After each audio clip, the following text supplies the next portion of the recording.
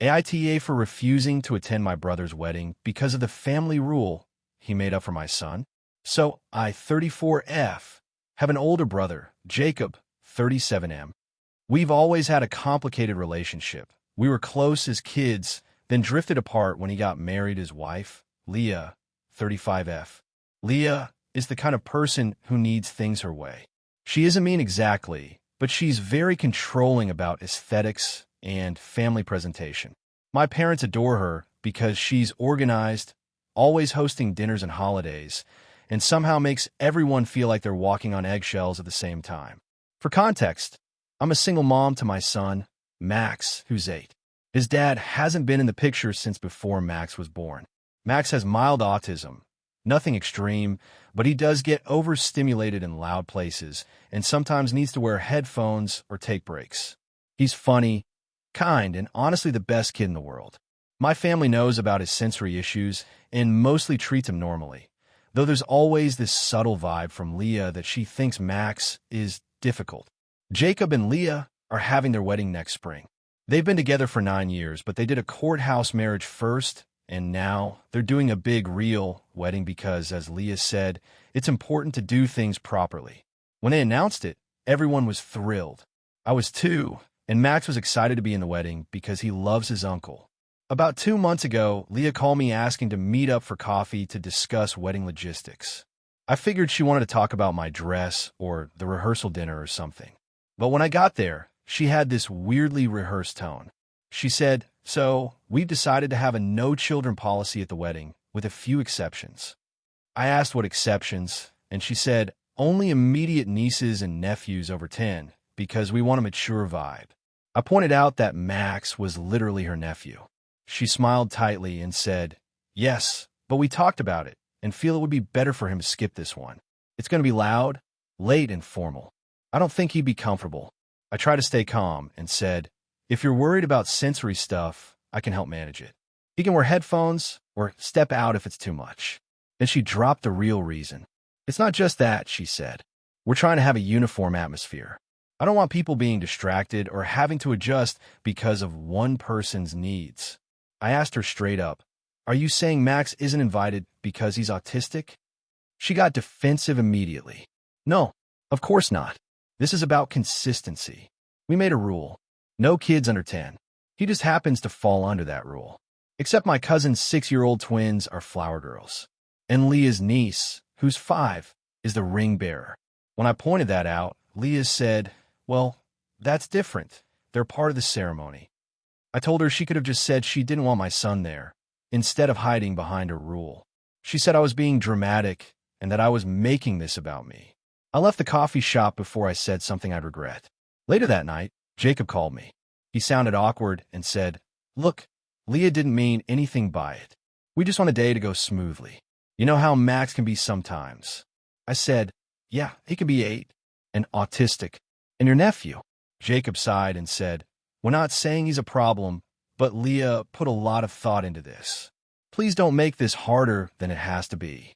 I told him if my son wasn't welcome, neither was I. He said, "Come on, don't do that. Mom and Dad will be upset." My parents did get involved. My mom told me to be the bigger person and that it's only one night. She said I could show up for the ceremony, then go home if I need to. My dad was quieter, but said, "You know, Leah likes things her way. Just don't ruin your relationship with your brother over this." I said, "I'm not ruining anything. They're the ones excluding my kid." The next week, Leah sent out the official invites. Mine came with a note that said, "We hope you can join us even if Max can't." I put the envelope straight in the trash. Then came the family group chat chaos. My mom told me she was heartbroken that I was skipping. My aunt texted privately saying she was proud of me for standing up for Max, but that people are talking. Jacob texted me saying I was punishing him for Leah's decision. I didn't respond for a week. Then last weekend, my mom came over with a peace offering, leftover fabric from the bridesmaids' dresses, so I could make something for Max so he'd still feel included. I lost it. I told her they didn't want him included. I told her that pretending otherwise was insulting. Now everyone says I'm holding a grudge and making a statement out of nothing. My dad said, "You could go for your brother's sake. The boy won't even remember." That's what broke me. because Max would remember. He already asked why he didn't get to be in Uncle Jacob's wedding like the other kids. I told him it was going to be a small wedding, but he saw the photos on Leah's Instagram of her niece trying on a flower girl dress. He said, "I thought no kids were going." I didn't know what to say. I told him maybe we'll have our own fancy party that day, just the two of us. He smiled and said, "Can we wear matching clothes?" I said yes, but I cried later. Now Jacob has told the family he's done trying with me until I apologize for making Leah feel like a bad person. My mom keeps calling, saying I'm destroying family harmony over a misunderstanding. I don't know what's left to misunderstand. Part of me wonders if I should just swallow my pride and go to keep the peace. But then I think about how easily they decided my son didn't fit the picture they wanted. How quickly they turned him into an inconvenience. I don't care about a fancy wedding. I care about my kid knowing his family wants him around. So, Reddit, AITA for refusing to attend my brother's wedding because of the rule they made that excluded my son. If you enjoyed the video, don't forget to leave a like and subscribe to the channel. It helps the content grow and motivates me to create even more great videos. Turn on notifications so you don't miss any new uploads. By the way, I'm curious, when do you usually watch my videos? While working, studying, or just relaxing at home? Let me know in the comments. I'd love to hear from you. Thank you for your support. AITA for refusing to attend my sister's redo wedding because she uninvited my husband from her first one. So I, 32F, have a younger sister, Emily, 29F, who has always been the golden child of the family. She's beautiful, charming, and somehow always gets away with doing whatever she wants because that's just Emily. Our parents adore her, and growing up, I learned to take the back seat in order to keep the peace. For context, Emily got married 2 years ago to her husband, Ryan, 31M. It was a huge wedding, like Pinterest board come alive huge. My husband, Jake, 34M, and I were both supposed to attend, and I was even one of her bridesmaids. Everything was fine until about 3 weeks before the wedding when Emily called me crying, saying that Jake couldn't come. When I asked her why, she said that one of her bridesmaids, Chloe, had a complicated past with him. Apparently, Jake and Chloe dated for about 2 months in college, 10 years ago. It ended amicably, and he hadn't spoken to her since. Emily claimed that Chloe was really uncomfortable about being around him and that she didn't want bad vibes at her wedding. I told Emily that was ridiculous. Jake and Chloe were literal strangers now. And Jake had already taken time off work and helped us with some of the wedding expenses. He had built a wooden arch for her ceremony. Emily said she was sorry, but that she had to prioritize her bridesmaids' emotional well-being. When I told Jake, he was hurt but told me to go anyway because he didn't want to make things harder between me and my family. I went to the wedding alone, trying to be civil, but it was extremely uncomfortable. Everyone kept asking where Jake was, and when I told them, they'd give me that awkward, "oh," and change the subject. After the wedding, I distanced myself a bit from Emily. I didn't make a big scene, but I was definitely less available for her drama. She noticed and told me I was still mad over nothing. I told her that she humiliated my husband for no good reason and that she had no right to expect things to be the same. Fast forward to last month. Emily called and told me she and Ryan were planning a redo wedding. Apparently, their first wedding photos were ruined. Long story involving a hard drive crash. And they wanted to have another ceremony with better photos, new outfits, and a more mature vibe. She said it would be a smaller event this time, only close family and friends, and that she wanted me to be her maid of honor this time since we've grown so much since then. I laughed at first because I thought she was joking, but she was dead serious. I asked her if Chloe was going to be there. She said yes, she was basically family now. I asked if Jake was invited this time, and she said, of course not. That would make Chloe uncomfortable again. I told her that was insane. 2 years had passed. Chloe was married, now herself. What possible reason could she have for still being uncomfortable? Emily said that Chloe still gets anxious about being around her exes and that it wasn't about Jake personally. It was about maintaining a positive emotional space. At that point, I lost it. I told her I wasn't going to her stupid redo wedding if my husband wasn't welcome. She told me I was being dramatic and selfish, that this day was about her, not me or Jake, and that I should just come solo like before. I told her flat out that if my husband wasn't invited, then neither was I. She called me a child and hung up on me. 2 days later, my mom called. She said Emily was devastated and that she'd been crying because she just wanted her sister by her side. Mom said I should be the bigger person and go, because it's not worth creating more family tension. When I pointed out that Emily was the one excluding my husband again, Mom said, well, maybe she's just trying to protect her friend. You don't understand what anxiety is like for Chloe. I said I didn't care about Chloe's anxiety because it had nothing to do with my husband. My dad stayed mostly neutral but told me it would mean a lot if I went, even if I didn't bring Jake, because it's just one day. Jake told me he's fine either way and that I should do what feels right, but I can tell it really hurts him. He keeps saying he doesn't want to cause a rift between me and my family, but I know he feels disrespected and unwanted. A week ago, Emily sent me this long text about how family should come before pride, and how if you love someone, you should support them even when you disagree. She even said that me skipping her wedding over one guest shows how bitter and unforgiving I am. Now, my family is split. Half think I should just go and let it go already, and the other half, mostly cousins, think Emily's behavior is nuts. But what's really been eating at me is that Emily posted on social media about fake people who pretend to be supportive but bail when it's inconvenient. My mom told me not to read too much into it, but come on. I honestly don't know how to feel anymore. Part of me wants to go just to avoid more family drama.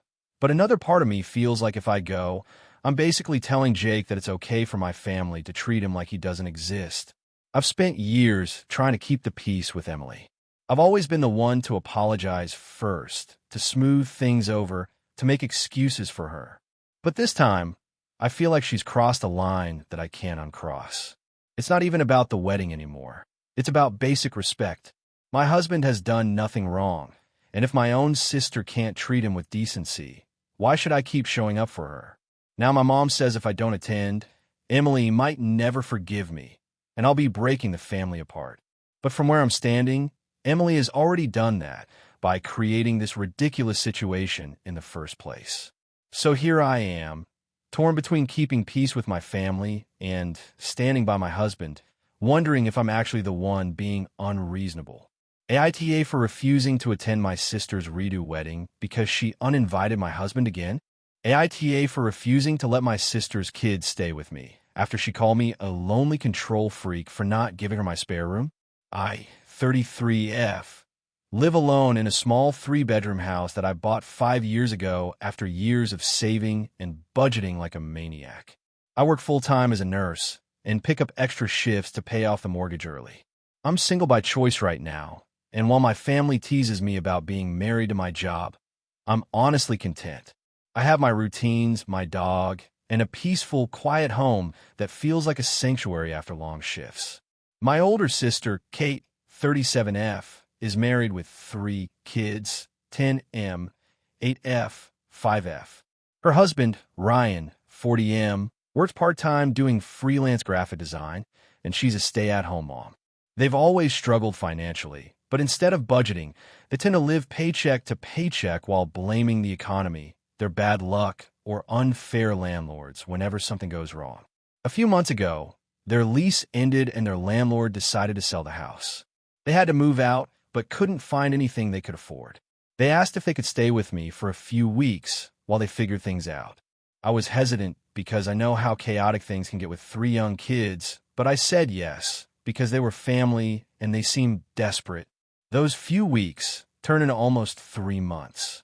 During that time, my house basically stopped feeling like mine. The kids were loud, messy, and constantly touching everything. I came home from 12-hour shifts to find toys in the hallway, sticky fingerprints on the walls, and dirty dishes in the sink. My guest bathroom got clogged twice from the kids, flushing who knows what. My dog started hiding under my bed because the kids kept chasing her around. Kate and Ryan never offered to pay rent or utilities, though they used everything: laundry, Wi-Fi, heating, you name it. I don't want to seem petty, but I did ask them a few times to at least help with groceries or chores. Kate would say something like, "You're doing fine, you don't need our money," or "I barely have time to breathe with the kids." Ryan occasionally mowed the lawn, but otherwise contributed nothing. After 3 months, I told them I needed my space back. I gave them 2 weeks' notice to find another place or make other arrangements. Kate got upset, saying I was kicking a family with children out. I reminded her that I'd already given them nearly 3 months of free housing. Ryan said they were close to getting a rental approved, so I stood firm. Eventually, they found a small 2-bedroom apartment about 40 minutes away. Things were tense when they left, but I was honestly just relieved. Fast forward to last month. Kate called me out of the blue, sounding stressed. Their building had a pipe burst, and their apartment was flooded. She said it might take a few months to repair and asked if they could temporarily stay with me again. I hesitated, but said I'd think about it. When I looked around my house, I realized how long it had taken me to get everything back in order after they left. The cleaning, the repairs, the repainting. I couldn't go through that chaos again. I called Kate back the next day and told her that I was sorry, but I couldn't do it again.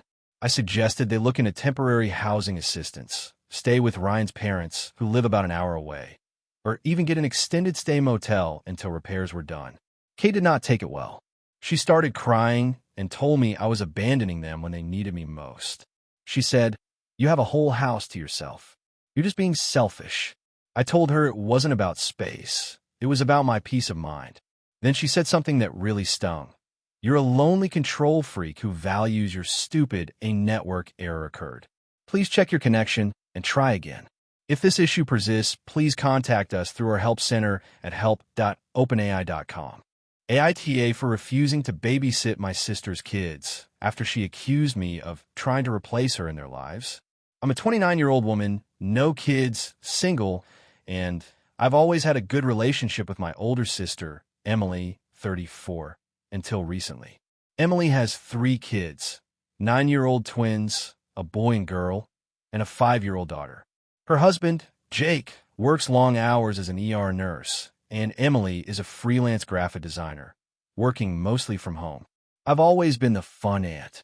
I live about 15 minutes away, I have a flexible remote job, and I genuinely love spending time with my nieces and nephew. Over the past few years, I've been there for every school play, birthday, emergency pickup, and weekend sleepover. When Emily had postpartum depression after her youngest was born, I practically lived at their house for 2 months to help out. I've never complained, and I never expected payment. About 6 months ago, Emily started getting busier with a new client, and she began asking me to babysit more often, sometimes several times a week. I was fine with that for a while, but it started to feel less like helping and more like unpaid childcare. Sometimes she'd drop the kids off with almost no notice, saying things like, "I have a call in 20 minutes. Can you just take them for a few hours?" I told her that I needed some boundaries and couldn't always be available. She seemed to understand, but a few weeks later, it started again. One day, I said I couldn't watch the kids because I had a date. Emily got irritated and said, "You're single. You have no responsibilities. My life is a lot harder than yours." That stung, but I let it go. The real conflict started last month. Emily had a work retreat out of town for 4 days. She asked if I could stay at her house to watch the kids. I agreed because she said she'd pay me for my time, and I arranged to take those days off work. Everything went fine while she was gone. The kids were happy, well-fed. We did fun stuff like movie night and baking. When she came back, she seemed distant. A few days later, she texted me a long message saying that the kids seemed to love me too much and that she felt like I was trying to be their mother. She said her son had called me mom by accident and that it made her feel replaced. She accused me of overstepping boundaries, saying I was doing too much for them and that it was making her feel inadequate. I was shocked. I told her I would never try to replace her and that kids sometimes slip up, especially when they spend time with someone they trust. She said I was enabling it by acting like their parent, cooking big breakfasts, tucking them in, reading bedtime stories, etc. She said that was her role, not mine. I reminded her that she had asked me to take care of them while she was gone, and I was just making sure they felt safe and cared for. She responded that I should have kept things basic, like takeout food and screen time, instead of trying to make it special. I told her that if she wanted a babysitter to ignore her kids, she should hire one, not guilt-trip me for being kind. We didn't speak for 2 weeks after that. Then 2 Fridays ago, she texted asking if I could watch the kids on Saturday so she and Jake could have a date night. I replied, "Sorry, I'm not comfortable babysitting right now. I think we need to work through what happened first." She blew up. She said I was punishing her and abandoning the kids. She told me they ask about me all the time and cry when I don't visit. She said that if I really cared about them, I'd get over myself. I said that wasn't fair and that I needed some space until she could treat me with respect. Now my parents are involved. They think I should be the bigger person because Emily is under a lot of stress. My mom said, "You don't have kids. You don't understand how hard it is." My dad told me family should help no matter what. But I'm tired of being guilted into endless free childcare while being accused of emotional sabotage. To make things worse, Emily posted something on Facebook about some people not knowing their place in a family and boundaries being disrespected. Everyone in our extended family knows she's talking about me. I didn't respond publicly, but it really hurt. Last week, she texted again asking if I wanted to come over for Halloween with the kids. I said I'd think about it. She replied, "Forget it. I don't want you confusing them again." That was the moment I decided I was done. I didn't go, and I haven't seen them since mid-September. Now I'm getting messages from my cousins saying I should apologize for peace. But I honestly don't feel like I did anything wrong. I never tried to be their mom. I was just being a loving aunt, stepping in when asked. I never overstepped any boundaries that she didn't first invite me into. I've started realizing that Emily might be projecting her guilt. She's been overwhelmed and maybe feels inadequate as a mom, but instead of asking for help in a healthy way, she lashes out at the person closest to her. I love my nieces and nephew deeply, but I don't want to keep being emotionally punished for caring about them. A few nights ago, my mom called and said the kids were asking why I don't love them anymore. That broke my heart. I told her to tell them I love them and hope to see them soon, but that they're mom and I need to sort some things out first. Mom said, "You're making this too complicated. Just say sorry and move on." But if I apologize, I'm basically admitting I did something wrong when all I did was help. I'm tired of being expected to absorb other people's feelings just to keep the peace. Still, I can't stop thinking about those kids. The youngest called me Annie May since she learned to talk, and I know she probably doesn't understand why I'm not around. I don't want to disappear from their lives, but I also don't want to walk back into a situation where I'm constantly made to feel like I've crossed a line I didn't even draw. So now I'm stuck. My parents think I'm being cold. My sister thinks I'm manipulative. The only people who seem to understand are my friends, who say I need to protect my peace and let Emily figure out her own balance. But late at night, when I see pictures of the kids on social media, I can't help feeling like I lost something precious over something that should have been solvable with one honest conversation. AITA for refusing to babysit my sister's kids after she accused me of trying to replace her. AITA for refusing to attend my brother's second wedding because his first wife, my best friend, isn't dead yet. I, 29F, am stuck in a family drama so bizarre that I'm honestly questioning whether I'm losing my mind. My older brother, Jason, 33M, has always been the golden child. He's charming, successful, and knows exactly how to make people love him. Our parents dote on him and have made excuses for every questionable thing he's ever done. But this time, I think he's crossed into something completely insane, and the fact that most of my family is going along with it makes me feel like I'm living in an alternate reality. About 4 years ago, Jason married my best friend, Lila, 30F. We've been friends since middle school, and I introduced them when we were in our early 20s. They hit it off immediately, and for a while, everything seemed perfect. They had a beautiful wedding, bought a house in our hometown, and everyone thought they were the picture of stability. Then last year, everything fell apart. Jason cheated on Lila with a woman from his gym, and instead of confessing, he tried to gaslight her into thinking she was paranoid. Lila eventually found proof, messages, receipts, everything, and confronted him. He didn't deny it. He told her he felt trapped and that she was too emotional for him. They separated soon after, but the divorce hasn't gone through yet because Jason keeps stalling on signing the final paperwork. Every time Lila's lawyer sends something, he finds an excuse not to deal with it. I've been helping Lila navigate the emotional mess of all this. She's heartbroken, but she's trying to move on. We still talk every day, and I've made it clear I'm on her side. That's apparently a huge problem for my family. My mom told me that I should stay neutral because divorces are complicated. I asked her if she'd say the same thing if I was the one being cheated on, and she just changed the subject. Here's where things get completely insane. About 3 weeks ago, Jason called and asked if I was free in December. I thought maybe he wanted to do a family holiday thing. Nope. He said, "I hope you're free because that's when we're doing my wedding." I laughed because I thought he was joking, but he was dead serious. He's marrying his new girlfriend, the one he cheated with, some influencer named Bree who sells manifestation journals online. I reminded him that he's still married to Lila. He said, "Yeah, but it's basically over. We just haven't done the paperwork yet." I told him that's not how marriage works, and he said I was being dramatic. Apparently, he and Bree are planning this spiritual ceremony before the legal one because the law takes too long. They're having an actual wedding, venue, dress, guests, photographer, the whole thing. I said there's no way I'm attending a wedding when his legal wife, my best friend, is still waiting for him to finalize their divorce. He got angry and said I was making everything about Lila and refusing to be happy for him. My mom told me I should just go and be polite because it's important to support family. My dad said, "What's the big deal? They're adults. It's just paperwork." When I said I wouldn't go, Jason blew up. He said I was turning people against him because I still talk to Lila and that I'm jealous of his happiness. I hung up on him. Then Bree started sending me these weird, passive-aggressive messages on Instagram about how love doesn't follow rules and how some people can't handle seeing others evolve. I blocked her.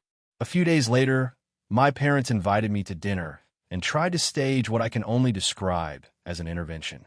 They told me they understand my feelings, but that holding grudges will only make me miserable. My mom even pulled out a dress she thought I could wear to the ceremony. When I refused again, she started crying, saying I was ripping the family apart. Meanwhile, Lila found out about the wedding from mutual friends and completely broke down. She said it felt like being erased from her own life. She's been trying to keep things civil with Jason for the sake of getting the divorce done. But now she's terrified he's going to pull some stunt to complicate things further. I offered to go with her to talk to her lawyer again, and she said, "I'm so sorry this is putting you in the middle." I told her I didn't care. I'd rather stand by her than pretend this circus is normal. Now my family is acting like I'm the villain. My mom keeps sending group texts about family unity. My aunt sent me a Bible verse about forgiveness. And Jason's posting engagement photos on Facebook like he's starring in a Hallmark movie. My boyfriend says I'm right to stand my ground, but he also thinks I should mentally prepare for being semi-estranged from my family for a while. I'm honestly starting to wonder if I'm the crazy one for thinking this is totally unacceptable. My parents act like I'm refusing to attend a normal wedding instead of something that's morally and legally questionable. The last straw came yesterday when Jason called again, this time sounding all cheerful, like nothing happened. He said, "Hey, I'm putting you down as a bridesmaid, okay? Bree really wants family involved." I said, "Absolutely not." He got quiet and then said, "You're going to regret this when everyone sees how happy we are." I told him I hope his spiritual marriage brings him peace, hung up, and haven't answered any of his messages since. Now there's chaos in our family group chat.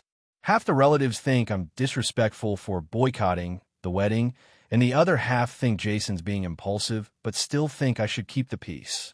I'm being accused of choosing Lila over family, but to me, Lila is family.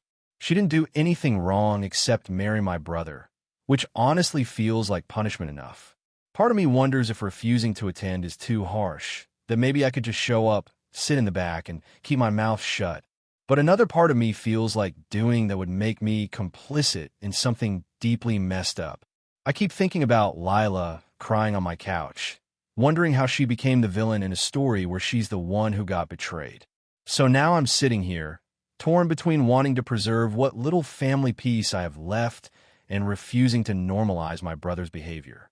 My parents are furious. My brother's calling me toxic, and Bree's apparently telling people I'm jealous of their twin flame connection. I don't even know what kind of universe I live in anymore. All I know is that attending this wedding feels wrong on every possible level. But everyone around me keeps telling me I'm overreacting. So, Reddit-style question. Am I really the asshole for refusing to go to my brother's second wedding when his first wife, my best friend, is still legally his wife? AITA for refusing to let my sister's kids open their Christmas gifts at my house because of what happened last year? Last Christmas was an absolute nightmare. I, 33F, hosted Christmas Eve for my family for the first time in my life. My husband, 34M, and I bought our first home in 2023, and we wanted to make it special. My parents, my younger sister, 30F, her husband, 32M, and their two kids, 6 and 8, came over. I cooked for 2 days straight, decorated every corner, even bought matching pajamas for everyone. I wanted it to be magical.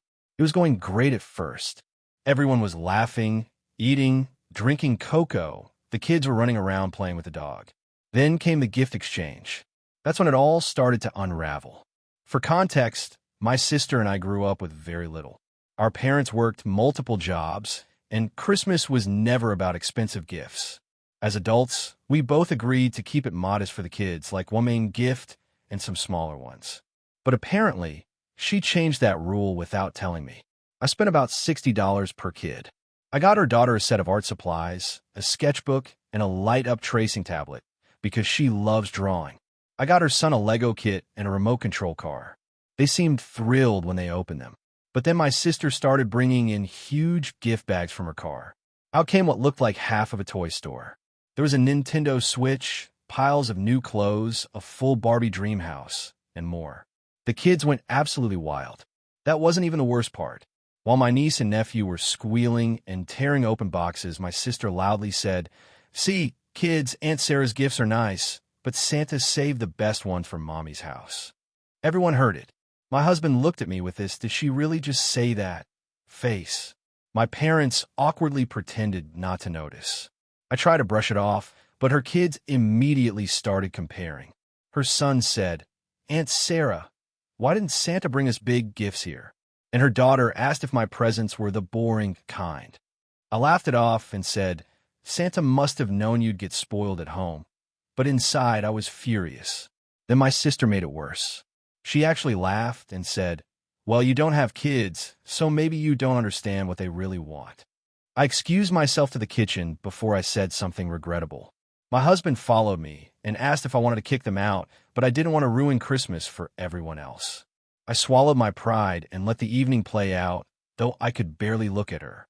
The next day, she texted me a photo of her kids playing with all the gifts in their living room, captioned, "They had the best Christmas ever." I didn't respond. Fast forward to this year. My parents suggested we host again because Sarah's house is so cozy and perfect for Christmas. I said no at first, but after some pressure and guilt tripping, I reluctantly agreed, with one condition. We'd open gifts at my parents' house the next day, instead of at mine. I told everyone I wanted Christmas Eve to be just about food, music, and family time. My sister immediately got defensive. She said, "Why? The kids love opening gifts at your place. It's part of the tradition now." I told her I didn't appreciate what happened last year and that I wanted to avoid the whole gift competition vibe. I reminded her that she made my thoughtful presents look small and that it hurt.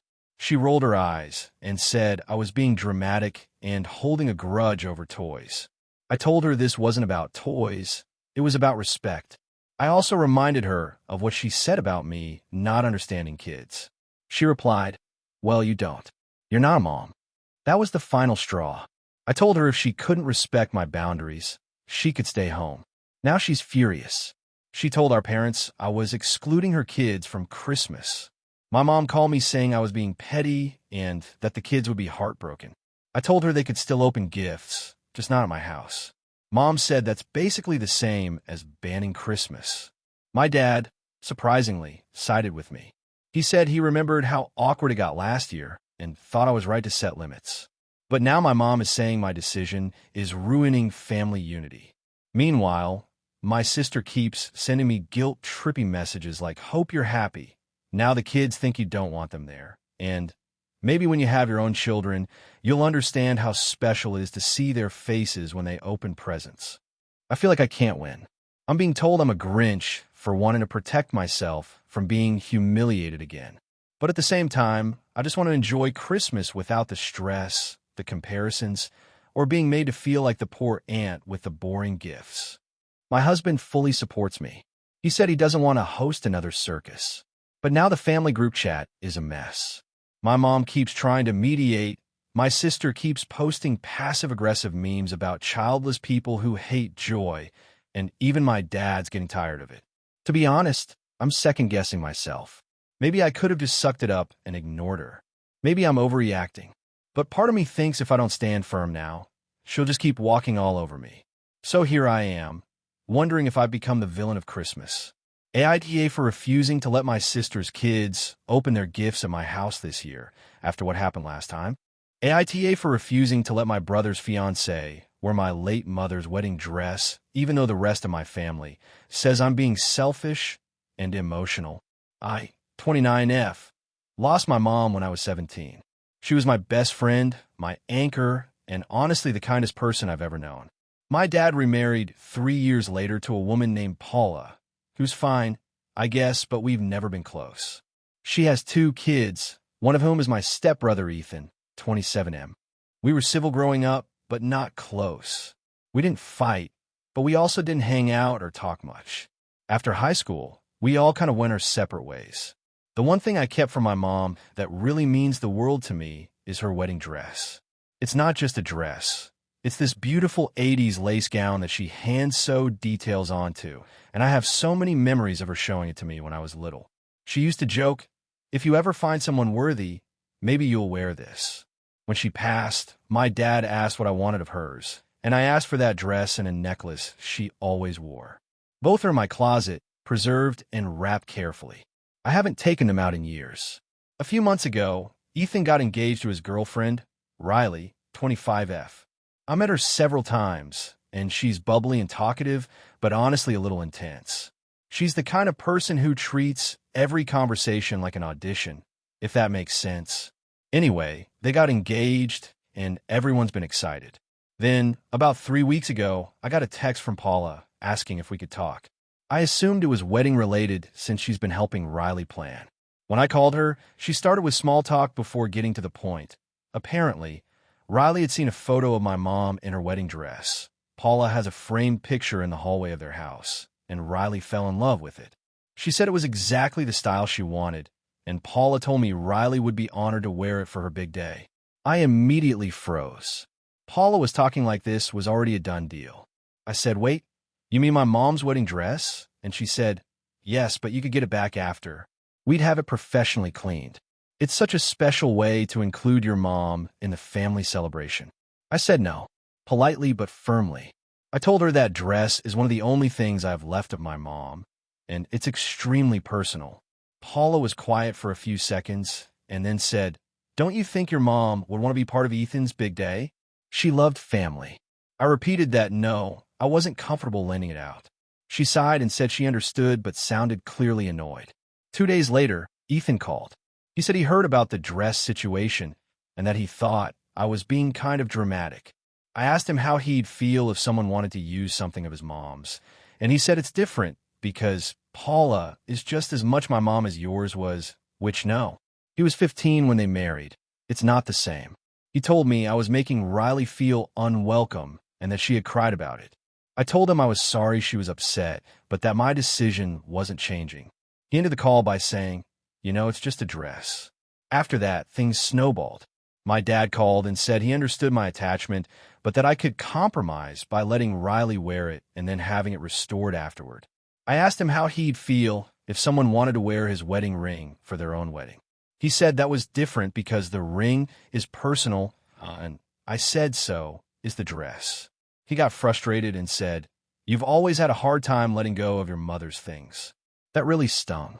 Then last weekend, I went over for dinner, and the topic came up again because of course it did. Riley made a comment about how vintage the dress looked in the photo and said she'd do it justice. I told her again, trying to stay calm, that I wasn't lending it out. She smiled tightly and said, "I get it. You want to gatekeep your mom's memory." I just thought she'd be happy to see it walking down the aisle again. I was honestly so stunned, I didn't even reply. Paula stepped in and said, "Let's not fight," but then turned to me and said, "You're really letting your grief make you cold, honey." I just grabbed my things and left. That night, I got a text from my dad saying I'd embarrass Paula and Riley and that it wouldn't have killed me to show a little compassion. He said they're family now and that Mom wouldn't have wanted me to cling to material things. That broke me. I cried for hours.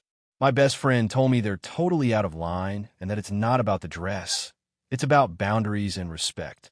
But my entire family, including my grandparents, are saying I'm making a big deal over a piece of fabric and that it's selfish to deny my brother's future wife something that would bring everyone together. I don't think I'm being selfish. I'm not refusing to help with their wedding. I offered to help find a seamstress who could design something inspired by Mom's dress. Riley said that was missing the point. She wants the original. Now the wedding's in 4 months, and things are so tense that I'm not even sure I want to go. My dad says I'll regret not being part of the family moment, but I already feel alienated. My fiancé, 30M, says he supports me but thinks maybe I could compromise by letting Riley try the dress on and take photos as a gesture of goodwill. But even that makes me uncomfortable. The idea of anyone else wearing it, even briefly, just feels wrong. I know grief can make people hold on too tightly to things, and maybe that's what's happening. But this isn't just nostalgia. It's the last physical reminder of the woman who raised me. Every time I think about Riley walking down the aisle in it, someone who never even met my mom, it feels like my mom's memory is being turned into a prop. My dad keeps saying I'm letting emotions ruin a beautiful opportunity for family unity, and Paula won't even speak to me now. Ethan texted me yesterday that he and Riley decided on another dress, since he made it clear we're not real family anyway. That made me cry all over again, because that's not what I meant at all. Part of me wonders if I'm being too possessive. Maybe it really wouldn't hurt to let someone else wear it. But then I picture my mom sewing tiny pearls into the hem, smiling, saying she wanted me to have it someday, and I know she didn't mean it for anyone else. So now the whole family is upset, and I'm being treated like I ruined their wedding over a piece of fabric. But to me, it's not a piece of fabric. It's a piece of her. AITA for refusing to let my brother's fiancé wear my late mother's wedding dress. AITA for refusing to let my husband's adult daughter move in with us after she called me a temporary inconvenience. I, 42F, have been married to my husband, 47M, for 6 years. He has a 22-year-old daughter, Emily, from his previous marriage. I don't have biological kids, though I've always been open to being a supportive stepmom.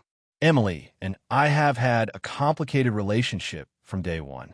She was 16 when I met her, very close to her mother, and openly hostile toward the idea of her dad dating anyone new. I try to be understanding. Divorce is hard, especially on kids, but it's been 6 years, and she still acts like I'm some sort of intruder in her father's life. At first, I made a genuine effort. I went to her choir recitals, offered to help her with college applications, bought her small birthday gifts, and tried to make family dinners warm and welcoming.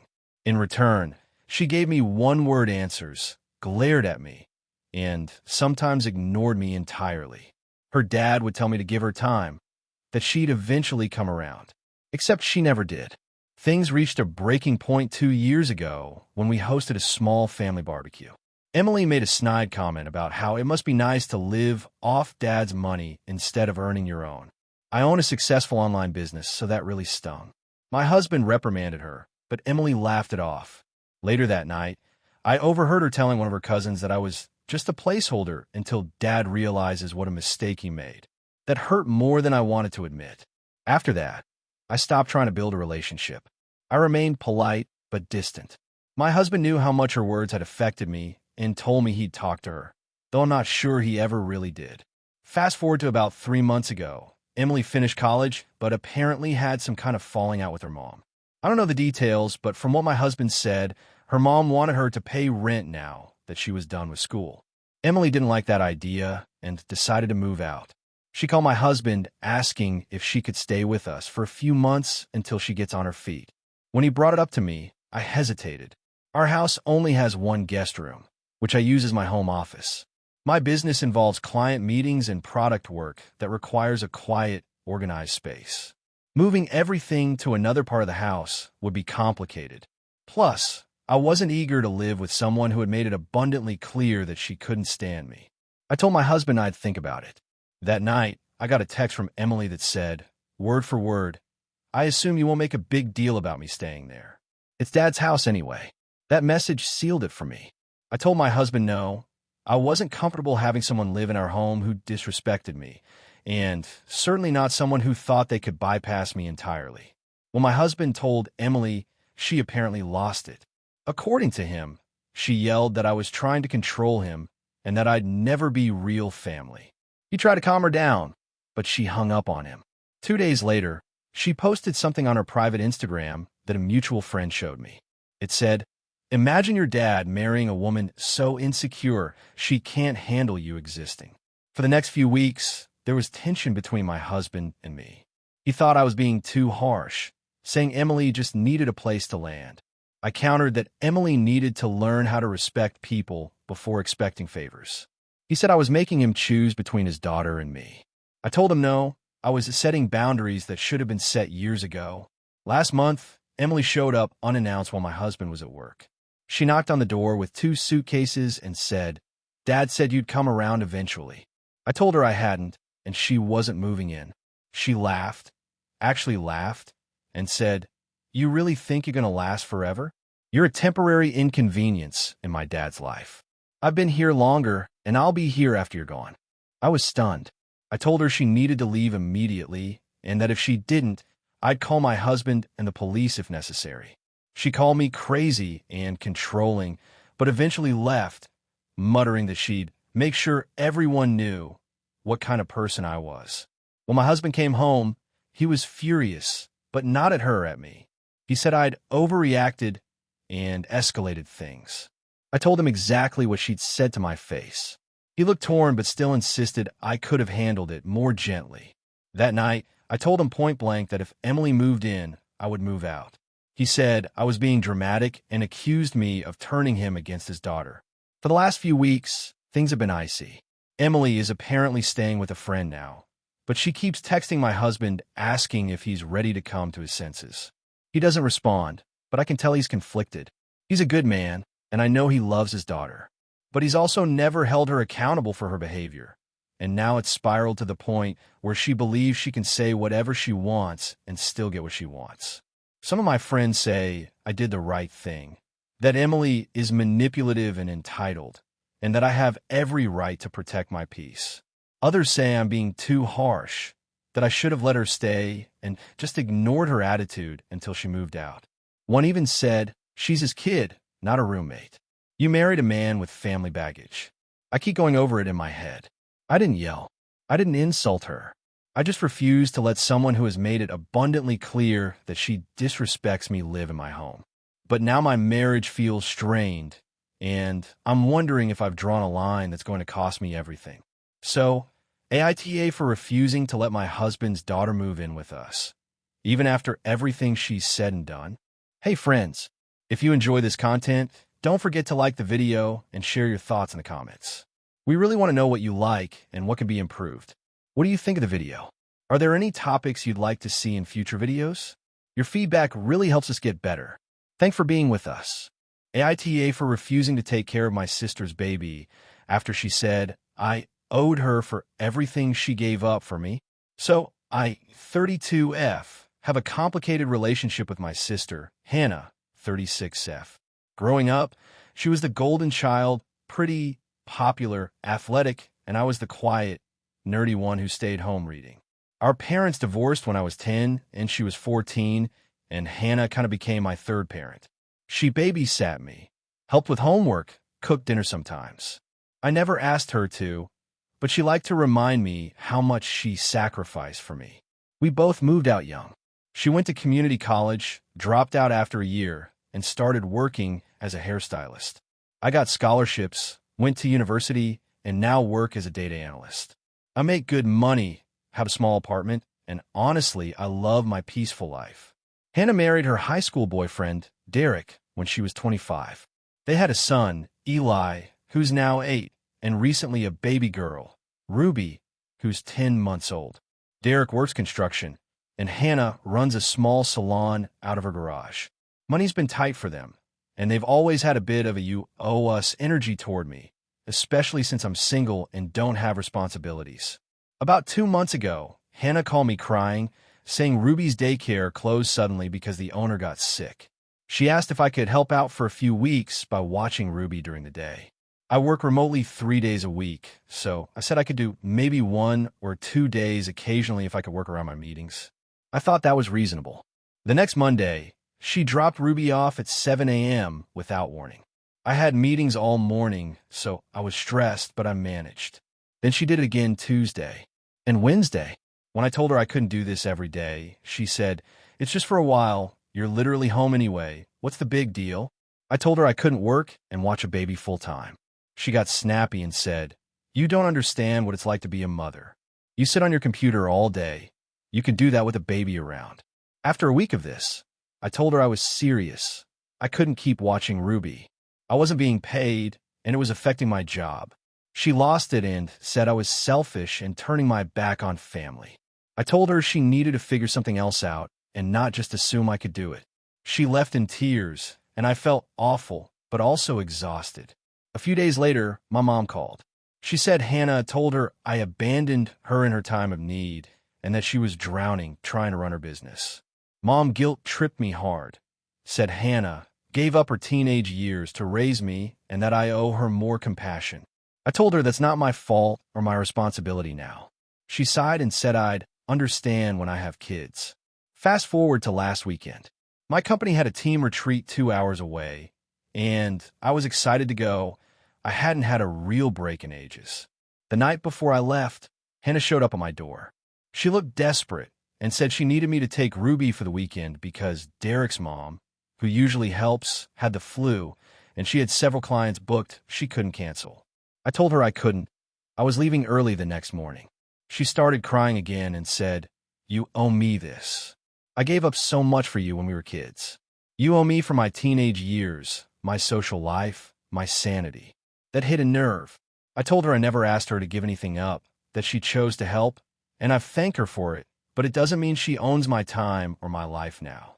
She called me ungrateful and said, "If it weren't for me, you wouldn't have made it where you are. The least you can do is help when I need it." I snapped.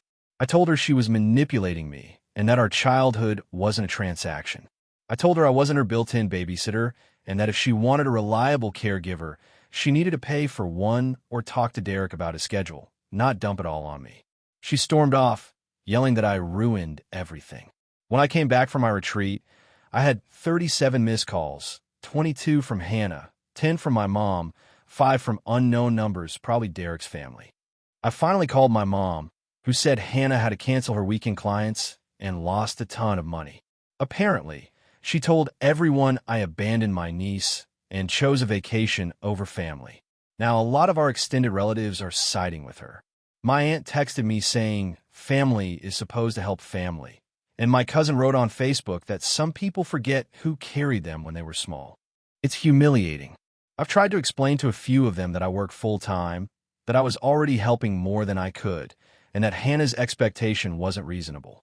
Most just say, "Well, it's only temporary," or "she's your sister." The worst part is, despite being angry, I do feel guilty. Hannah did step up a lot when we were kids. She picked me up from school, made sure I ate, comforted me when mom was out late working. I love her. I don't want to be the bad guy. But I also don't think I should sacrifice my job, sanity, or boundaries to pay some emotional debt that's decades old. Last night, she sent me a text that said, "You're dead to me. Don't bother showing up for Christmas." I didn't reply. I just sat on my couch crying. I don't know what to do now. Part of me wants to cave and apologize just to stop the fighting. But another part of me feels like if I give in, I'll never have peace again. I'll always be the default babysitter, the backup plan, the guilt trip target. My best friend says I'm right to hold my ground, but I still feel awful. I keep replaying her words. "You owe me for everything I gave up." Maybe she's right. Maybe I do owe her something. Maybe I'm a horrible sister for saying no when she's struggling. But how far does family obligation Go before it turns into emotional manipulation. AITA for refusing to take care of her baby when she says I owe her for what she did for me. AITA for refusing to let my sister move into my house after she lost hers, even though I have extra rooms. I, 33F, own a 3-bedroom house that I bought about 5 years ago. It's not huge, but it's comfortable, and I'm proud of it because I worked my butt off to get here. I grew up in a family where financial responsibility wasn't exactly modeled well. My parents lived paycheck to paycheck and relied heavily on credit cards. I promised myself I wouldn't end up like that. I saved diligently, budget carefully, and I finally have a home that's truly mine. My younger sister, Amber, 29F, is basically my opposite. She's always been impulsive, kind of reckless, and very good at talking people into cleaning up her messes. When we were kids, she'd spend all her allowance immediately and then borrow mine. In her 20s, she jumped from job to job, always with some new dream career that she would quit after 6 months. Our parents bailed her out multiple times, paying her rent, helping with her car, even covering her credit card debt once. About a year ago, she moved in with her boyfriend, Nate. They rented a nice townhouse that, frankly, I don't think they could afford.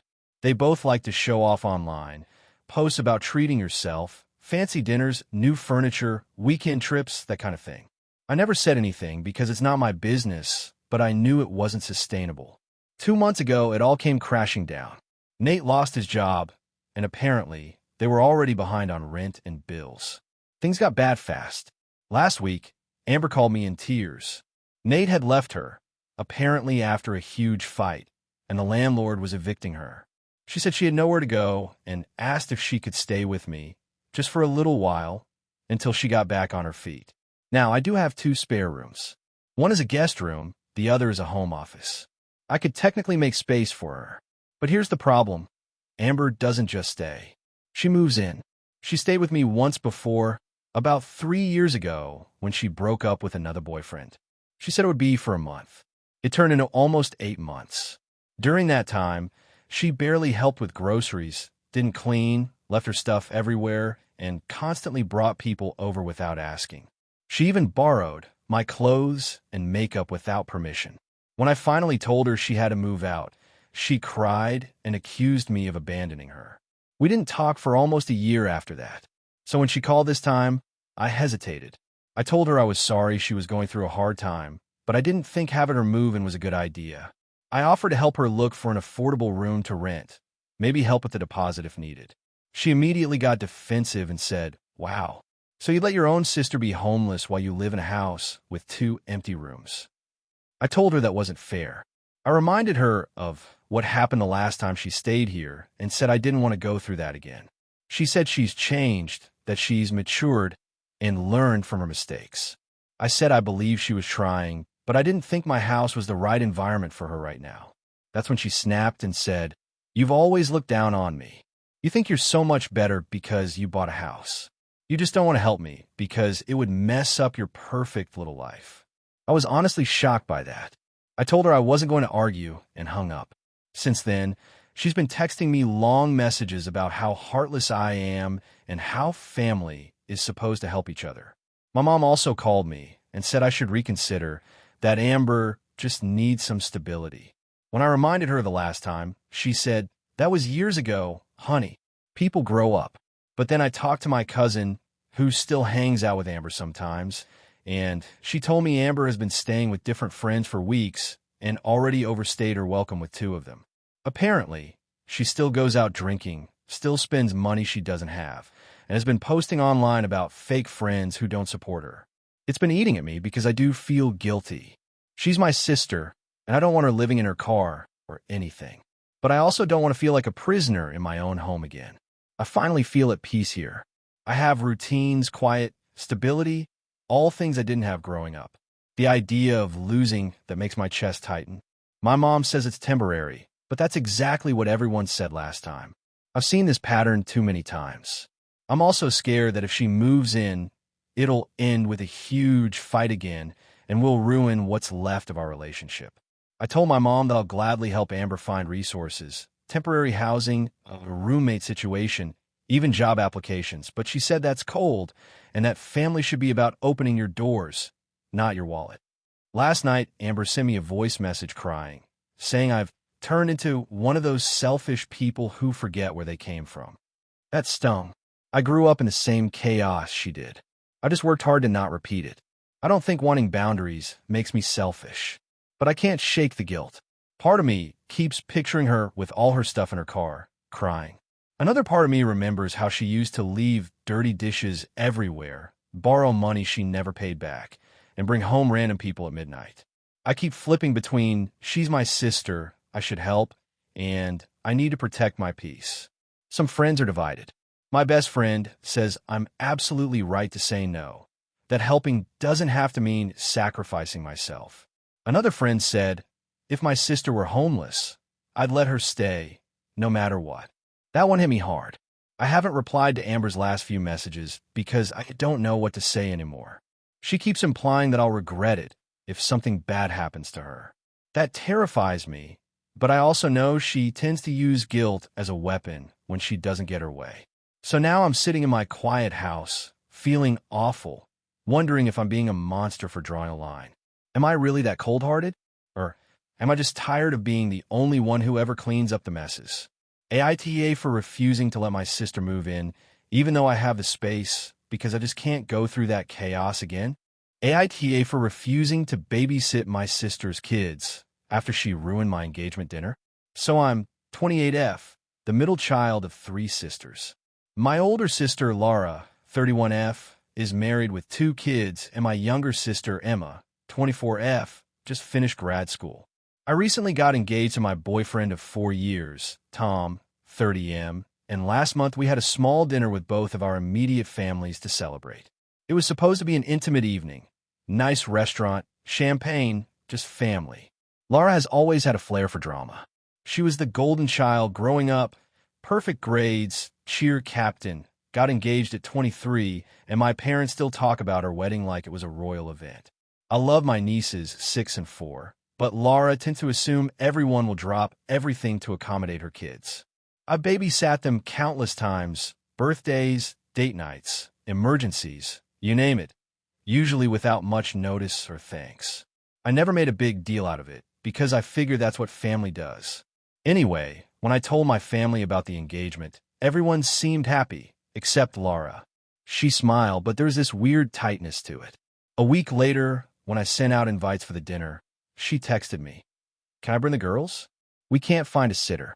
I told her as kindly as possible that we wanted it to be an adults-only evening. The restaurant wasn't exactly kid-friendly, and I really wanted one night that wasn't interrupted by spilled juice or Baby Shark sing-alongs. She didn't respond for a day, then said, "Fine, I'll see what I can do." Fast forward to the night of the dinner. Tom and I arrive early, our parents are already there, and everyone's chatting happily. Then Laura walks in, holding her youngest in her arms and her oldest clinging to her leg. My mom's eyes went wide. My dad gave me this "don't start" look. I asked Laura what happened, and she said their sitter bailed last minute. I tried to stay calm and said maybe she and her husband could take turns stepping outside with the kids so they wouldn't disrupt things too much. She rolled her eyes and said, "They'll be fine. They love restaurants." They were not fine.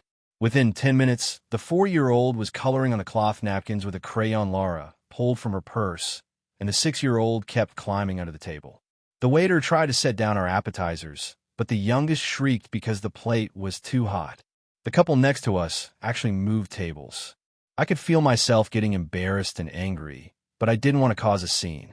Tom squeezed my hand under the table and whispered, "Just let it go."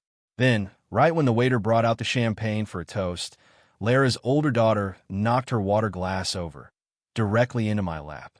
I jumped up drenched, and Laura laughed and said, "Guess she's excited for Auntie's big night."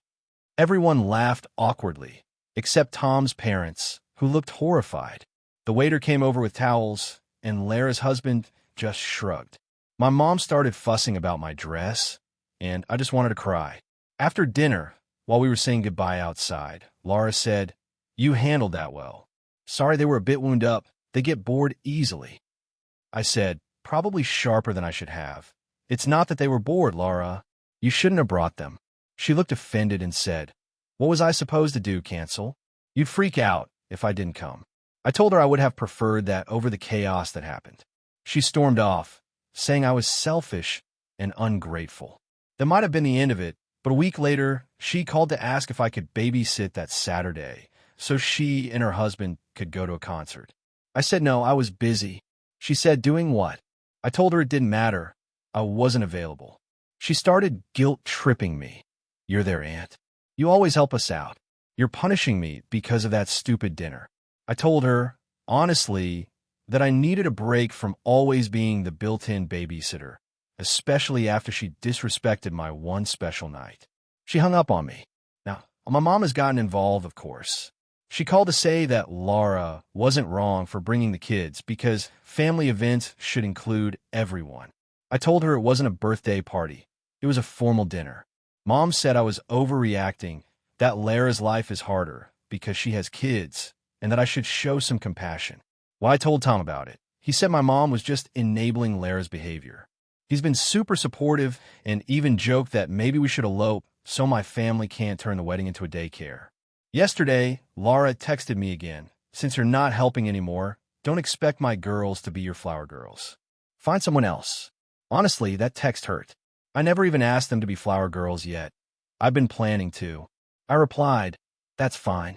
I'll figure something out." She hasn't responded since, but she's been posting passive-aggressive things on Facebook like, "Some people forget what family means when they get a ring on their finger." My mom liked the post, which stung even more. Now part of me feels guilty. I do love my nieces, and I don't want to be the bitter, childless aunt stereotype. But another part of me is so tired of being treated like my time and boundaries don't matter. My friends all say I'm right to stand up for myself, but my family keeps saying I've changed since getting engaged. Maybe I have. Maybe I finally realized I'm allowed to want my own moments without them being overshadowed. Still, I keep wondering if I should just swallow my pride and apologize for the sake of family peace. But then I remember sitting in that restaurant, soaked in water, smiling through gritted teeth while everyone pretended nothing was wrong.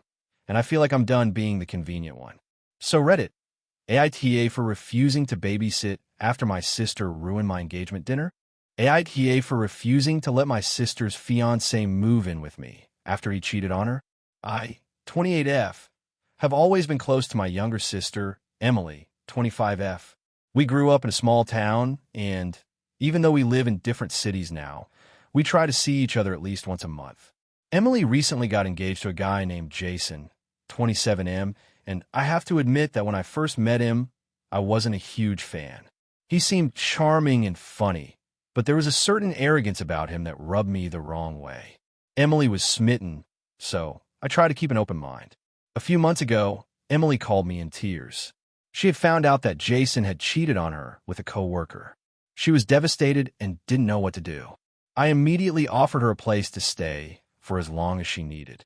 She stayed with me for 2 weeks, and we talked about everything, her feelings, what went wrong, and how she wanted to move forward. Eventually, she decided to forgive Jason.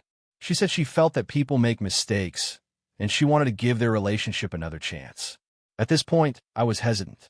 I didn't trust Jason, and I made that clear to Emily. I tried to set boundaries, telling her that if he were to come over, I wouldn't feel comfortable having him stay in my apartment. Emily seemed to understand, though she did look disappointed. I assumed that would be the end of it. Then, last week, Emily called me, sounding frantic. She said that her apartment had a plumbing issue, and she couldn't stay there for at least a week. She was traveling for work and asked if it would be okay for both her and Jason to stay at my place temporarily. I hesitated and asked why Jason needed to come. She told me she didn't want to be alone and that Jason wanted to help her with the situation. I said no. I told her that I was happy to have her over, but Jason wasn't welcome. She started pleading, saying it would be just a few days and he wouldn't be in the way. I still said no, explaining that after what he did, I didn't feel comfortable having him in my home. Emily got very upset.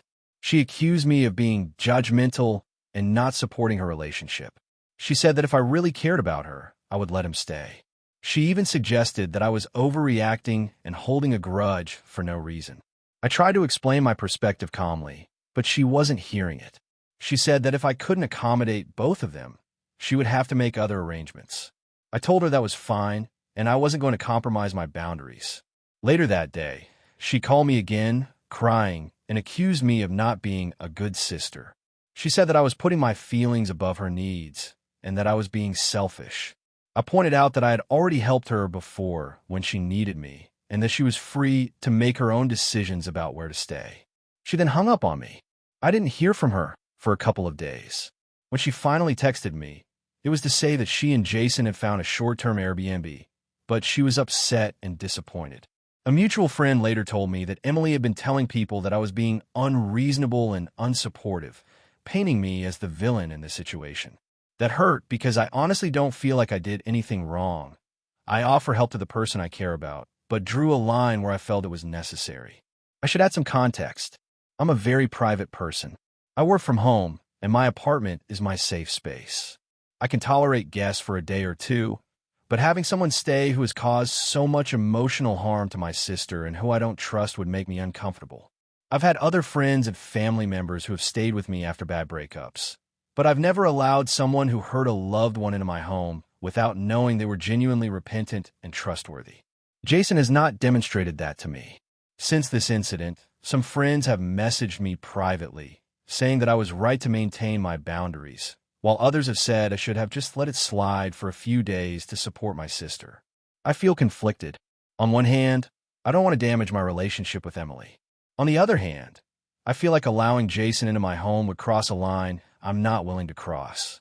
The situation has escalated a little more. Emily sent me a long message yesterday, saying that she feels I don't care about her happiness, and that she might reconsider how much time she spends with me. I haven't responded yet because I'm trying to be calm and think clearly. I don't want to make things worse, but I also don't want to feel pressured to compromise my boundaries. So, Reddit, AITA, for refusing to let my sister's fiancé stay in my apartment after he cheated on her. I feel like I've been reasonable, but now I'm starting to question if I'm being too rigid. AITA for refusing to let my sister's fiancé attend our family wedding after he humiliated my brother at my engagement party. This is going to be long, but I want to lay out everything so you can understand why this is a huge deal to me. I, 32F, have been planning my wedding for over a year now, and it's finally happening next summer. My family is fairly close-knit, but we have some complicated dynamics, especially when it comes to my younger brother, Jake, 27M, and my older sister, Leah, 34F. The background: Jake has always struggled with social anxiety.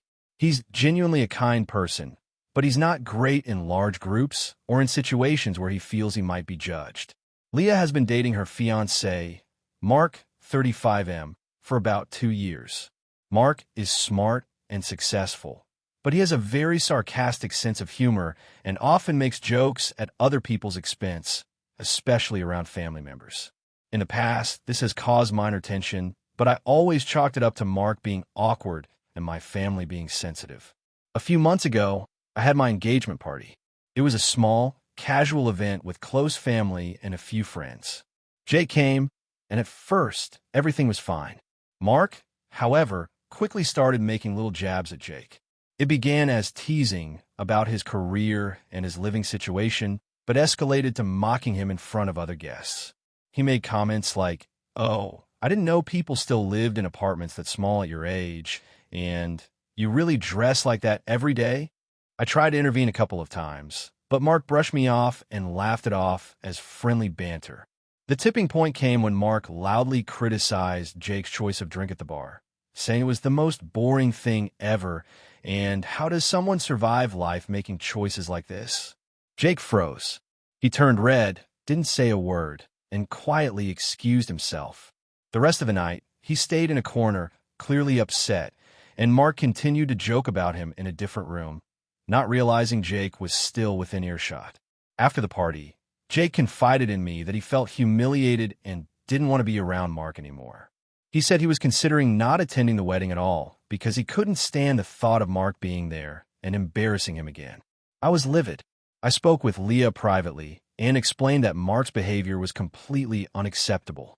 I told her that if Mark wanted to be part of our wedding, he would need to apologize to Jake sincerely and demonstrate he could act respectfully. Leah seemed understanding, but said she'd talk to him herself. Fast forward to last week. Leah told me that Mark refused to apologize. He said he didn't see the big deal, and that Jake needs to toughen up. Leah admitted she was frustrated with him, but also said she felt stuck because she wanted him at the wedding, and she didn't want to have a fight with him now, especially over something that happened months ago. I then made the decision that's caused the current drama. I told Leah that Mark would not be allowed to attend the wedding.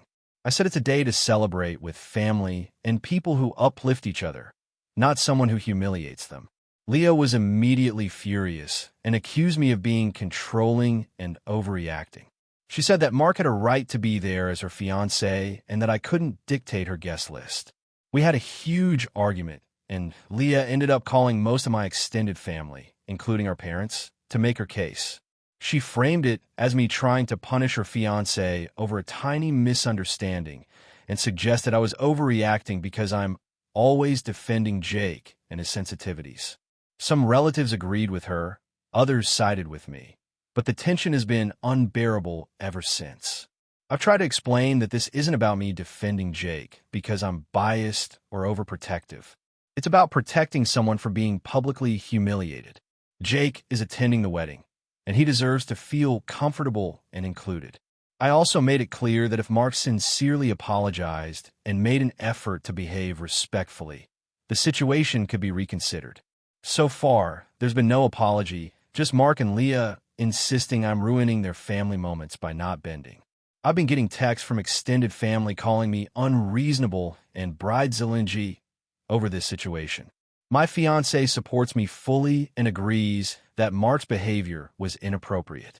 I feel like I'm being painted as the villain for taking a stand against someone who publicly mocked my brother, and I don't know if I'm in the wrong here. I want everyone to understand that this isn't a minor argument or passive teasing. This was public humiliation in front of family, and my brother genuinely felt unsafe and unwelcome in his own family's event.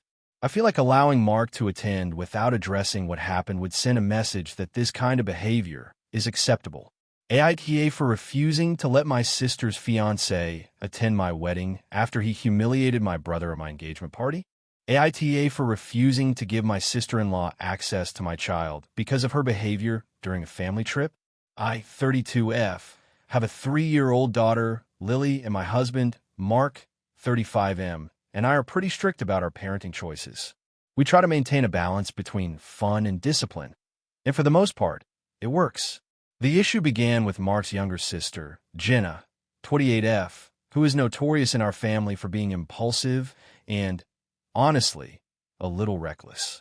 She's the type of person who loves children, but tends to ignore boundaries and consequences. This past summer, we went on a week-long vacation to a beach resort. We had invited Mark's family, including Jenna, her fiancé, and their 2 kids, ages 5 and 7. From the start, I tried to make it clear what our rules were for Lily: nap schedule, sunscreen routine, limited screen time, and no feeding her candy or juice outside of designated meals. Mark knew exactly how I felt about this and agreed to support me. On the 3rd day of the trip, I left Lily with Jenna for a couple of hours while Mark and I went for a hike. I gave Jenna a clear list of instructions, including what Lily could eat and what activities were allowed. When we returned, I found Lily covered in sand, wearing a swimsuit top that was tied completely wrong and clutching a half-eaten chocolate bar. Jenna was laughing and said, "Oh, come on. I just wanted her to have fun. She's fine." I explained calmly that she had ignored the instructions, and Jenna brushed it off, saying, "You guys are too uptight. She's just a kid."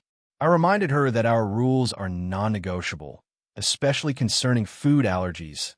Lily has mild nut sensitivity and naps, and she said she understood but clearly didn't take me seriously. Later that day, Mark confronted Jenna, and it turned into a heated argument. Jenna accused me of being overprotective and controlling, and Mark seemed torn. He loves his sister, but he also understands that I am very protective of Lily. After this incident, I asked that Jenna not be left alone with Lily for the rest of the trip. This caused tension with Mark's parents, who thought I was overreacting and that kids should just enjoy themselves. The real issue came toward the end of the trip. We were all at the pool when Jenna insisted on taking Lily into the deeper water. I told her no and reminded her that Lily still wears floaties and cannot swim independently. Jenna rolled her eyes and muttered something under her breath. When I finally intervened, Jenna snapped at me in front of the other family members, saying, "You're ruining everything. Kids aren't robots. You need to let her live a little." I felt humiliated and upset because I was just trying to keep my daughter safe. Since returning from vacation, Jenna has been passive-aggressively criticizing my parenting online, posting pictures of herself with Lily and tagging me without permission. She has also tried to come over to our house to hang out with Lily, which I refused, explaining that we're still getting settled after the trip. Mark supports my decision privately, but his parents keep pressuring me to let Jenna have more access to Lily, claiming I am being unreasonable and creating unnecessary family tension. I feel caught between protecting my daughter and keeping the peace in my extended family. On one hand, I know Jenna is genuinely enthusiastic about children and wants to bond with Lily. On the other hand, she has repeatedly disregarded rules, boundaries, and safety, and I do not feel comfortable leaving my child alone with her. I also worry that if I give in, it will reinforce that it's acceptable for her to ignore instructions and potentially put Lily at risk. My friends and coworkers mostly agree that I am right to prioritize Lily's safety, but some family members have called me controlling and dramatic, suggesting I should let Jenna have more opportunities to prove herself. I'm exhausted because it feels like no one understands that this isn't about being mean. It's about protecting my child. I've tried explaining this calmly to Mark's family, but they dismiss my concerns, framing it as me being too strict and ruining family relationships. Recently, Jenna sent Mark a text asking if she could have full days with Lily during the holidays, implying that she expects unrestricted access. Mark forwarded the text to me, clearly uncomfortable. I told him that until Jenna demonstrates she can follow our rules consistently, I do not feel comfortable leaving her alone with Lily. This has caused more tension because Jenna called Mark, accusing him of letting me control everything and saying he should stand up to me for once. Now the situation has escalated to where family gatherings are awkward, and my parents-in-law are avoiding the topic but clearly take Jenna's side. I'm trying to stand firm, but I feel guilty about causing a rift. I also worry about the long-term implications if I keep limiting Jenna's access. On the other hand, I cannot compromise on safety and consistency for my daughter. So, Reddit, AITA for refusing to let my sister-in-law have unsupervised access to my daughter after the incidents during our vacation. I feel like I'm justified, but the backlash from my husband's family has made me question if I'm being overly rigid. AITA for refusing to attend my sister's wedding because of her fiancé's behavior. I, 28F, have always been extremely close to my younger sister, Emma, 25F. We grew up in a tight-knit family, and even as adults, we talk almost daily and confide in each other about everything. Our parents live nearby, and we've always been supportive of each other's life choices. That's why the situation with Emma's upcoming wedding has put me in an incredibly awkward and stressful position, and I genuinely don't know if I'm being unreasonable. Emma got engaged about a year ago to her fiancé, Mark, 30M. When she first told me, I was excited and tried to be genuinely supportive. Mark seemed nice enough in the beginning. He was charming, polite, and seemed to have a stable career. Over the months, though, I started noticing things about him that set off alarm bells. Some of them were minor, like passive-aggressive comments or subtle attempts to undermine Emma's confidence. But over time, the behavior became more blatant and concerning. For instance, during a family brunch, Mark criticized Emma's choice of career path in front of everyone, saying that she might be wasting her potential and that she should seriously consider what a man expects from his wife. I tried to defend her, but he brushed me off, saying I was too sensitive. It wasn't a one-off. He has repeatedly made demeaning remarks to Emma, often framed as jokes or advice. It's not just about the jokes either. He constantly pressures her to spend money on things she doesn't want and guilt-trips her if she disagrees with him. I tried to approach Emma gently about it at first, but she's very defensive when it comes to Mark. She says that he's just blunt and that I don't understand their dynamic. She claims he's good to her in private and that I'm reading too much into things. I try to accept that, hoping that maybe I was overreacting. Things came to a head last month when we went out for a weekend family trip. I overheard Mark making plans to control Emma's social media accounts after the wedding so he could keep things private and organized. When I confronted him, he laughed it off and said I was overstepping because I wasn't Emma's husband. Emma didn't seem upset at all. She said it was just a joke. That was when I started realizing this might be more than just annoying behavior. It was manipulative and controlling. Fast forward to the wedding planning. Emma has been asking me to help with things like seating charts, vendor communication, and other logistical tasks. I agreed initially because I wanted to support her, but I quickly realized that Mark is manipulating me to do most of the work while taking credit.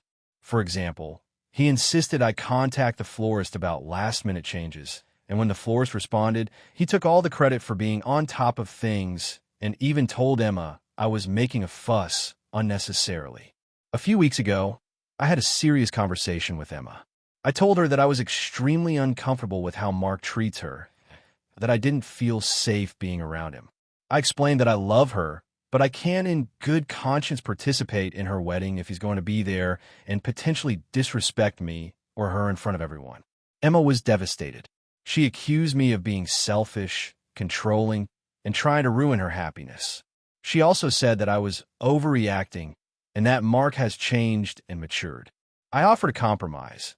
I would attend the wedding if Mark agreed to professional counseling before the wedding, or if he agreed to tone down his controlling behavior and show genuine respect toward both Emma and me.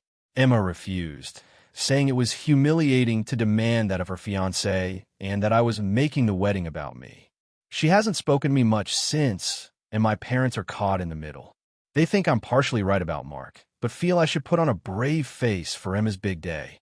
I want to be there for my sister, but I also cannot ignore red flags that I genuinely believe could hurt her emotionally or put me in a position where I might have to witness manipulative behavior up close.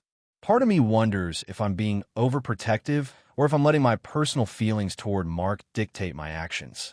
I don't want to be the villain in my sister's life, but I also don't want to compromise my own values and boundaries. So, AITA for refusing to attend my sister's wedding because of her fiancé's behavior.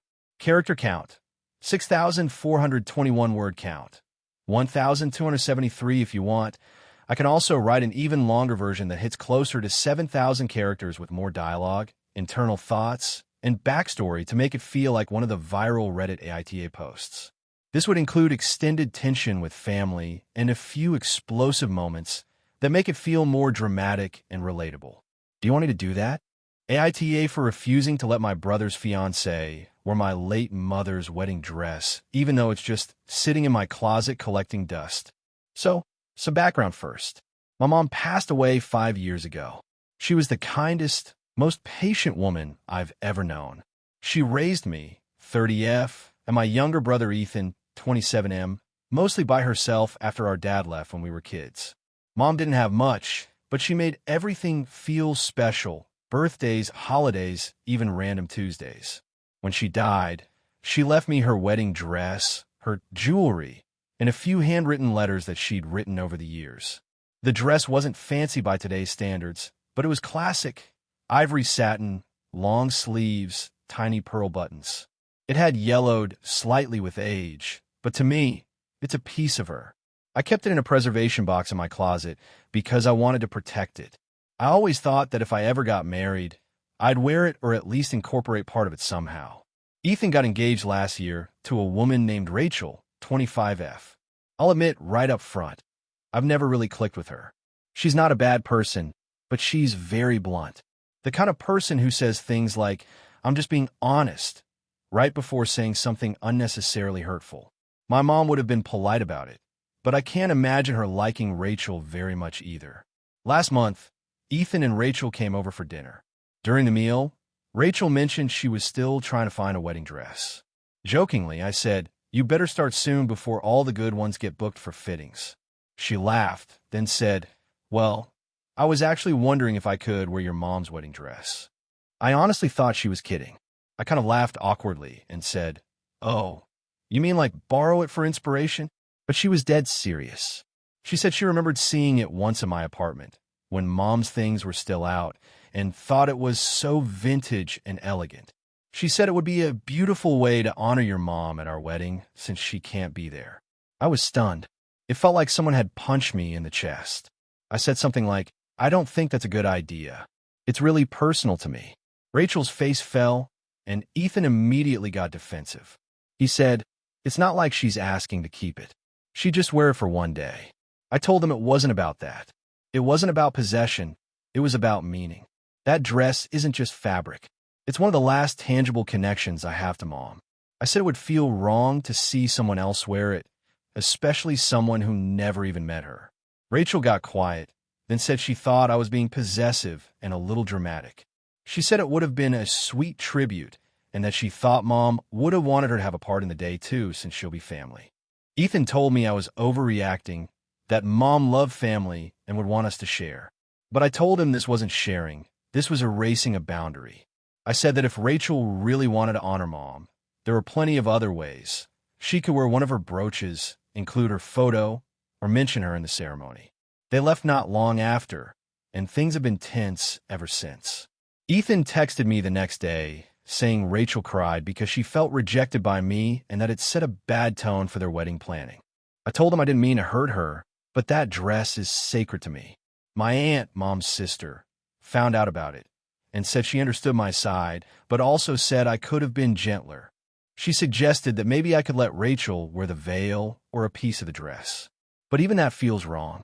I don't want to start cutting or loaning out pieces of something that means so much. Now my brother barely speaks to me. He said he doesn't know if he wants me in the bridal party anymore because Rachel doesn't feel comfortable around me. He actually said, "You made her feel like she wasn't good enough for Mom." That made me furious. I told him that Mom's dress isn't some test of worthiness. It's a memory. He said I'm being selfish and that Mom wouldn't want me to hoard her things like a dragon. That one stung. For the record, Mom explicitly told me before she died that she wanted me to have her wedding dress because I was so much like her and would understand its sentimental value. She never mentioned sharing it. A few mutual friends have weighed in. Half say I'm right, half say it's just a dress. One friend even said, "You could dry clean it after. What's the big deal?" But the thing is, it is a big deal. Every time I open that box, I can still smell her faint perfume on the lace. When I run my fingers along the hem, I remember sitting beside her as she told me stories about her wedding day, how she spilled coffee on the veil that morning, how Grandma had to sew one of the buttons back on just before she walked down the aisle. It's not about Rachel. It's about my mom. And maybe it sounds sentimental or even obsessive, but that dress is one of the few physical things left that still feels like her. Ethan told me yesterday that Rachel has found another dress, but he's still upset that I made it a whole thing. He said, "You could have just said yes and avoided all this drama." Maybe he's right. Maybe it would have been easier. But I can't shake the feeling that saying yes would have meant betraying something deeply personal. I don't think Mom would have been happy seeing her dress altered or worn by someone else, no matter how good the intention. Now I'm sitting here wondering if I should have handled it differently. Could I have softened my tone? Probably. But would I have changed my answer? No. Ethan says he's disappointed in me and that I made everything about myself. I can't tell if I'm truly being selfish or just protecting something sacred. Part of me feels guilty because I know Rachel didn't mean harm. She probably thought it really was a sweet gesture. But another part of me feels like my boundary was valid and I shouldn't feel bad for enforcing it. The wedding's in 3 months, and I'm not sure if I'll even be invited at this point. I keep replaying the argument in my head, trying to imagine Mom's reaction. I think she'd tell me she understands, that she knows how much it means to me. But there's still this lingering voice saying, it's just a dress. Let it go. So, Reddit-style question. Am I really the asshole for refusing to let my brother's fiancée wear my late mother's wedding dress? Or am I justified in keeping that part of Mom to myself? Thank you for watching until the end. If you enjoyed this video, don't forget to like and subscribe to the channel so you won't miss new videos also. Leave a comment. I'd love to hear your thoughts. Your support and engagement mean a lot to me. See you in the next video.